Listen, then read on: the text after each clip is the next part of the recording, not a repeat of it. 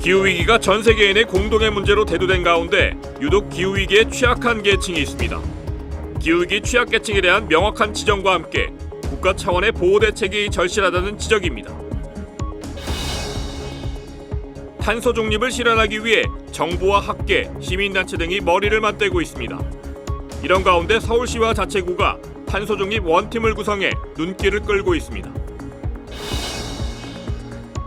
사순을 맞아 피정을 하며 예수 고난의 신비를 기억하고 묵상하는 이들을 취재했습니다.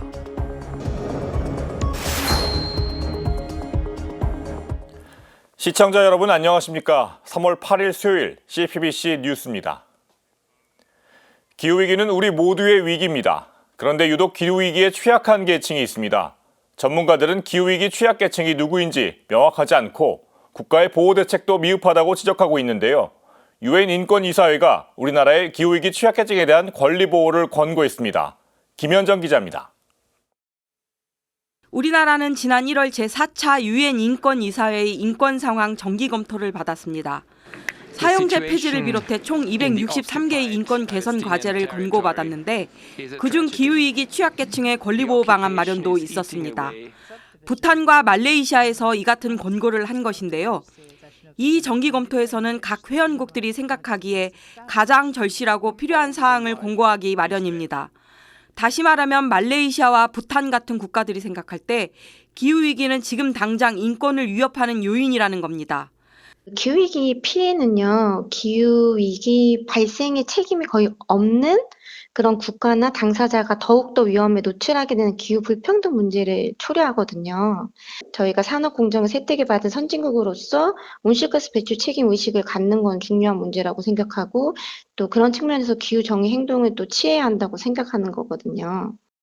사형제 폐지나 일반적 차별금지법의 제정도 시급하지만 기후위기에 더 취약한 계층이 있으니 이에 대한 보호대책 마련이 시급하다는 것입니다.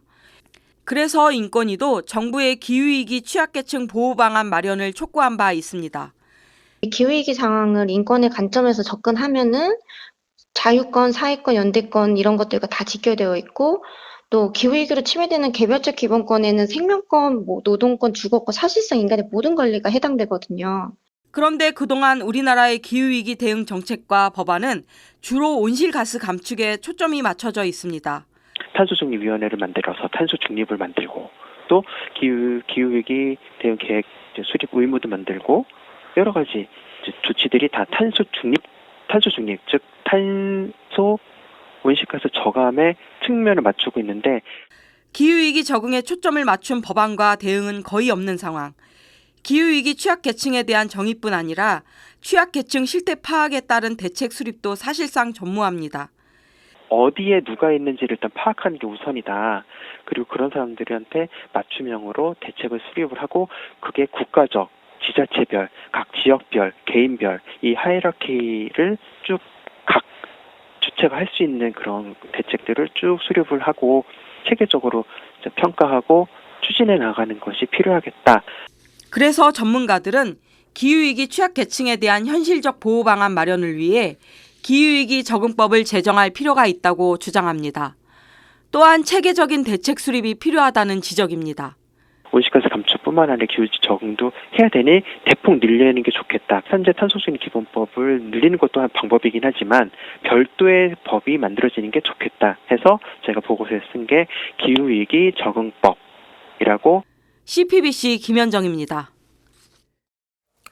탄소 중립을 실현하기 위해 정부와 학계, 시민단체 등이 머리를 맞대고 있는데요. 하지만 각자 목소리를 내면서 통일성 부족을 지적하는 목소리도 적지 않습니다. 이런 가운데 서울시와 자치구가 탄소 중립 원팀을 구성해 주목받고 있습니다. 보도에 김영규 기자입니다. 서울시는 최근 자치구와 함께 2050 탄소 중립 원팀 출정식을 개최했습니다. 이 자리에서 서울시와 자치구는 기후위기 극복과 탄소 중립 실현을 위한 공동 결의문을 발표했습니다. 먼저 저탄소 건물 전환을 가속화하고 교통과 에너지 분야의 화석연료 의존도를 낮추기로 했습니다. 올해 노후 건물 22만 호를 저탄소 건물로 전환하고 2026년까지 누적 100만 호 달성을 목표로 삼았습니다. 교통 분야에서는 올해 전기차 충전기 2만 기 보급과 배출가스 4등급 차량 조기 폐차 지원 등으로 온실가스 배출을 억제합니다. 또 최근 빈번히 발생하는 기후재난에 대응해 서울을 회복 탄력성이 높은 도시로 조성합니다. 올해 생활밀착형 공원 30곳을 조성하는 등 그린 인프라를 확충하고 대심도 배수터널 등 맞춤형 방지시설을 늘립니다. 기후 약자와의 동행도 추진합니다.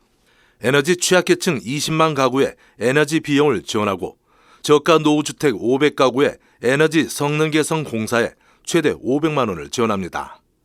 독거 어르신과 쪽방촌 거주민 등 31만 명에게는 방문 건강관리 서비스를 제공합니다. 아울러 공동 결의가 선언에만 그치지 않도록 시정과 구정 전 분야에 탄소 중립을 고려한 시책을 반영하고 기후위기 대응 재원도 마련하기로 했습니다. 도시계획 등 주요 행정계획 수립 변경 시 탄소중립 녹색성장위원회와 사전 협의합니다. 출정식에서는 자치구의 탄소중립 우수 사례도 발표됐습니다. 최근 탄소중립 선포식을 개최한 동대문구는 탄소중립 녹색성장위원회 구성 사례를, 도봉구는 온실가스 1인 4톤 줄이기 실천 약속 사례를 각각 소개했습니다. 서울시와 자치구의 이런 탄소중립 실천 노력이 사회 전반으로 확산될지 주목됩니다.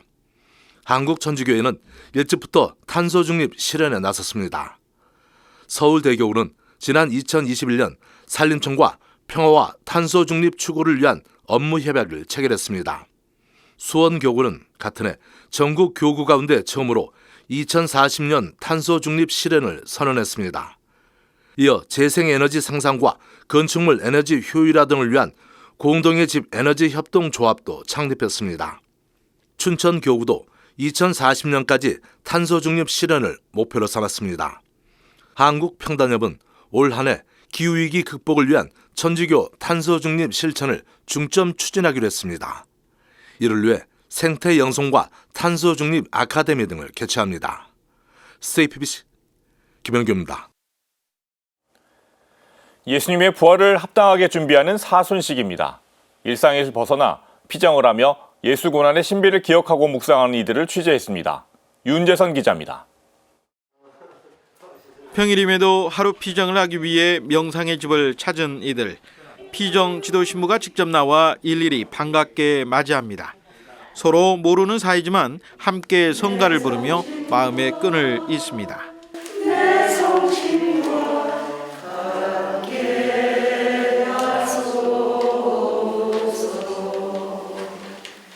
주례 사제의 낮고 차분한 목소리에 이내 깊은 고요 속으로 빠져듭니다.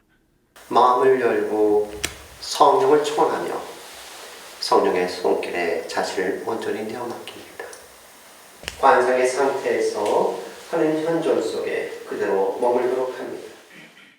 성체를 현시하고 높이 들어올리자 십자송어를 그으며 흠숭을 드립니다. 성체 강복에 하느님 찬가가 이어지고 찬미를 받소서. 하느님의 거룩한 이름은 찬미를 받소서. 성시간을 마친 신자들은 혼자만의 묵상과 기도 공간을 찾아 발걸음을 옮깁니다. 고해 성사를 하기 위해 지난 삶을 돌아보며 성찰하고 회개하는 시간도 갖습니다. 명상의 집 곳곳에 마련된 작은 공간과 갤러리, 성물 등은 세파에 찌든 이들의 마음을 위로합니다. 창밖으로 보이는 십자가는 예수 고난의 신비를 묵상하게 합니다. 십자가의 은총인 고난의 신비는 하느님과 보다 큰 일치를 이루기 위한 길입니다. 감실 안에 계신 성체 앞에서 묵상과 관상기도에 빠져들며 내 안에 살아계신 그리스도를 만나는 시간은 은총 그 자체입니다. 분주했거든요. 오는 마음이 삶 안에서 분주했는데 오늘 이렇게 오자마자 성체 앞에서 잠심을 하고 이게 될까? 처음에는 이제 그런 저 자신에 대해서 그런 생각이 들었는데 정말 하느님께서 저를 또 깊은 하느님 안으로 말씀 안으로 이렇게 초대해 주시고 은총으로 채워 주셔서 좀 내려놓는 연습도 좀 하게 되고요. 그래서 제가 좀 더 성숙한 또 신앙인이 될 수 있는 기회가 됐으면 하는 바람입니다. 예수 고난의 명상의 집 온장 전진 신부는 예수님의 고난은 우리 인간을 향한 하느님 사랑의 보다 확실한 증표라고 강조합니다. 특별히 우리가 기도 안에서 십자가를 바라보고 또 십자가에 담긴 깊은 의미, 고통, 고난만을 바라보는 것이 아니라 그 안에 담긴 깊은 하나님의 사랑을 느끼고 깨닫고 체험하는 시간이라고 볼 수가 있습니다. 그런 의미에서 특별히 사순식의 피정은 우리를 새로 거듭나게 하는 은혜로운 시간입니다. 또 우리의 근심 걱정을 좀 함께 내려놓고 또 우리 자신과 삶을 또 함께 방향 지우고 또 이 피정원에서 기도를 통해서 우리 몸과 마음을 깨끗이 정화시키면서 하나님의 사랑으로 또 하나님의 영으로 생명으로 또 새롭게 거듭나는 시간, 이 피정의 의미라고 얘기 드릴 수 있을 것 같아요. 전신부는 예수고난의 명상의 집은 누구든지 머물고 기도하고 쉴 수 있는 열린 공간이라며 앞으로도 이곳을 찾는 이들에게 영혼의 샘터이자 쉼터로 기억되기를 희망했습니다. CPBC 윤재선입니다. 사순식이 독서를 통해 깊은 묵상과 깨달음을 얻는 것은 어떨까요? 프란치스코 교황은 고해성사를 어떻게 준비하라고 권고했을까요? 사순에 읽을 신앙서적 앵커 리포트로 전해드립니다. 프란치스코 교황의 교서 자비와 비참에는 고해성사에 대한 언급이 나옵니다. 고해성사가 그리스도인 삶의 중심이 되는 자리를 되찾아야 한다는 구절입니다. 교황청의 새 법원 가운데 네 사원은 주님의 용서를 전하고 죄의 사함을 판결하는 자비의 법원입니다. 진심으로 죄를 뉘우치는 이들 모두가 주님의 품으로 돌아오길 희망하며 네 사원은 교황의 말을 중심으로 프란치스코 교황과 함께 준비하는 고해성사를 펴냈습니다. 교황은 참된 고해성사는 그분께 용서를 청하는 데에서부터 시작한다고 강조합니다. 모든 이가 고해성사를 통해 참된 기쁨을 누리길 희망하며 지치지 않고 용서를 청할 수 있는 은총을 청해야 한다고 권고합니다. 일본을 대표하는 소설가 엔도 슈샤쿠의 예수의 생애는 작가만의 모성적 하느님상을 느낄 수 있는 작품입니다. 2000년 전 예수의 일생을 생생히 재현해 바로 옆에서 살아 숨쉬는 듯한 인물로 표현한 것이 소설의 특징. 작가는 소설을 통해 당신에게 예수는 어떤 존재인가라는 질문을 던지고 있습니다. 그리스도교 고전인 신심생활 입문을 읽고 묵상하고 필사하도록 이끄는 영성생활 지침서가 출간됐습니다. 가톨릭 출판사가 펴낸 신심생활 입문 묵상 노트입니다.